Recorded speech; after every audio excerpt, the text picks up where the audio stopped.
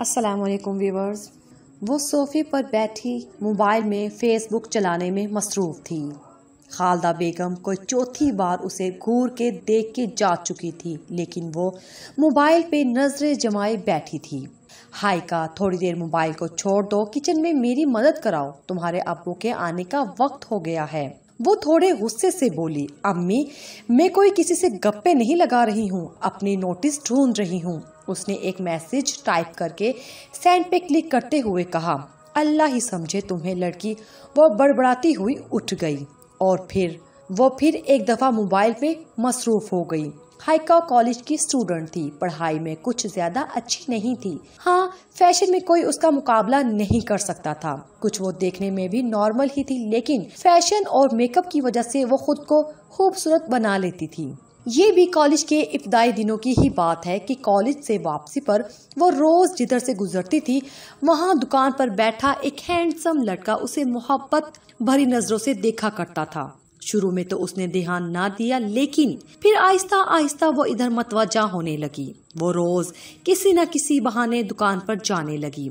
शुरू में बस आंखों आंखों में बात होती थी, लेकिन एक दिन जब पैसे वापस करने के बहाने उसने अपना नंबर भी हाइका के हाथ में थमा दिया, तो हाइका ने बगैर कोई हुज्जत किए चुपचाप ले लिया। और फिर ये राब्ता कब मैसेज से कॉल तक पहुंचा, उसे खुद भी पता नहीं चला। वो घंटों पढ़ाई का बहाना करके जुबैर के साथ बातों में मसरूफ रहती।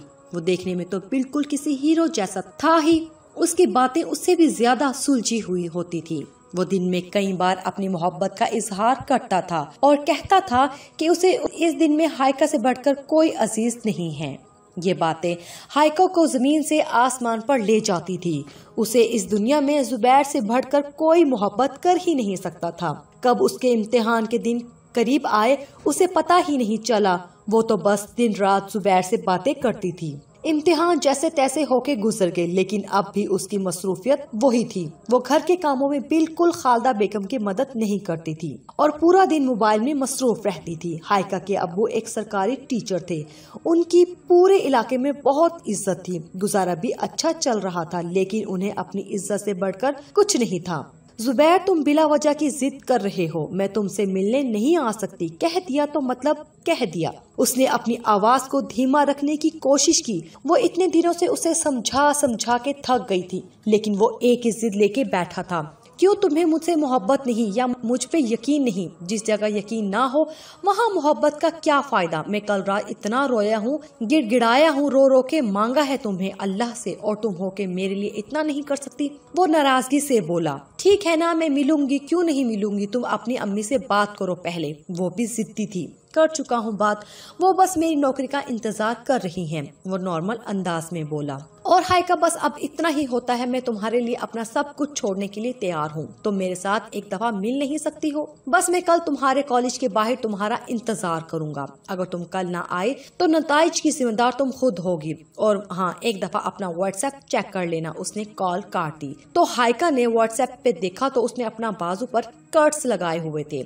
ये क्या पागलपन है जुबैर वो मैसेज टाइप कर रही थी, लेकिन रिप्लाई नहीं आया। वो रात तक इंतजार करती, लेकिन जवाब नहीं आया। सुबह तक वो फैसला कर चुकी थी। वो कॉलेज के गेट के पास खड़ा उसका इंतजार कर रहा था। हाइका चुपचाप अबाया में उसके पीछे बैठ गई। पाँव कांप रहे थे, लेकिन दिल के हाथों मजबूर थी। पहली मुलाकात के बाद हाइका उस पर और ज्यादा यकीन करने लगी थी। फिर वो अक्सर उसके साथ जाने लगी थी। वो खुद नहीं जानती थी उसका इंजाम क्या होने वाला था। जुबैर, ये लड़की कौन है? अहमद ने जुबैर की गैलरी की एक पिक्स ओपन करते हुए कहा। हाँ, एक घटिया लड़की। वो जोर से हंसा। अच्छा, तो भाई ने नई लड़की फंसाई है और हमें खबर भी ना होने दी। वो नाराजगी से बोला, अकेले अकेले ही मजे लूट लेते हो क्या? हमारा हिस्सा? काशिफ ने सिगरेट मुंह के साथ लगाते हुए कहा। तुम लोगों को भी हिस्सा मिलेगा बहुत जल्द, बस थोड़ा सा इंतजार करो। बहुत जल्द, बस थोड़ा सा इंतजार करो। वो कुछ सोचकर बोला, अहमद तू किसी खाली घर का इंतजाम कर, सोमवार वाले दिन मैं लड़की ले आऊंगा। वो कहते हुए उठ गया। वो दोनों शैतानी हंसी हंसे। अरे जुबैर, ये क्या, यहाँ क्यों ले आए हो? जुबैर को घर का दरवाजा खोलते देखकर हाइका ने हैरत से पूछा। कुछ नहीं, अम्मी से मिलवाने लाया हूँ यार। अच्छा तो ये था तुम्हारा सरप्राइज, तुम भी ना। वो मुस्कुराई और उसके साथ अंदर आ गई, लेकिन अंदर घर बिल्कुल खाली था। जुबैर, तुम्हारी अम्मी कहाँ हैं? वो कुछ डरते डरते बोली। अम्मी अंदर सो रही हैं, बस उठने ही वाली होंगी। तुम बैठो, मैं कुछ खाने के लिए लेके आता हूँ तुम्हारे। उसने नरमी से उसके गाल को छुआ। वो फिर थोड़ा और करीब आया और एक बोसा उसके गाल पर किया। वो थोड़ी पीछे हटी। जुबैर, अभी जाओ यहाँ से, अम्मी उठ गई तो क्या सोचेगी? वो शर्माते हुए बोली। वो उठ के बाहर निकल गया। जल्दी आना, अम्मी से दोस्त के घर का झूठ बोल के आई हूँ, उसने पीछे से आवाज लगाई। वो घड़ी पे टाइम देख रही थी। 1 घंटा गुजर गया था, लेकिन वो वापस नहीं आया था। वो उसकी कॉल भी पिक नहीं कर रहा था। अब उसे परेशानी हो रही थी जब अचानक दरवाजा खुला और 2 लड़के अंदर दाखिल हुए। आप कौन? उसने दुपट्टा सर पर लेते हुए कहा। हम जुबैर के दोस्त हैं, आज रात हम आपको कंपनी देंगे। जुबैर अब आपसे उकता गया है, एक ने हाइका की तरफ बढ़ते हुए कहा। यह क्या बकवास है, दूर हटो मुझसे, मेरा जुबैर ऐसा नहीं कर सकता। वो बेयकीन थी।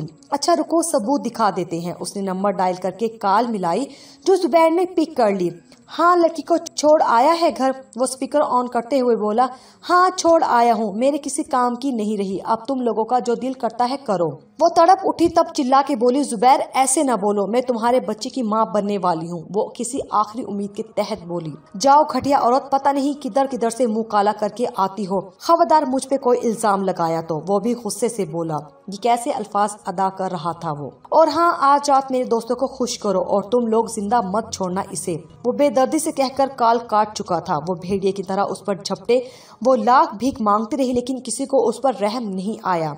उसे गई रात होने को आई थी। आबिद साहब इधर उधर बेचैनी से टहल रहे थे। दोस्त के घर कॉल करके पूछा था, लेकिन उसका कहना था कि यहाँ तो वो आई ही नहीं थी।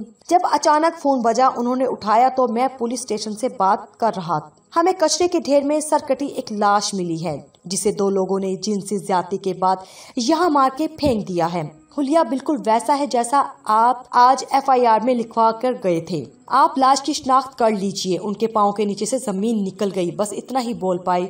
वो हमारी बेटी नहीं है, आप लाश को दफना दीजिए। और वो सोफे पर ढह से गई।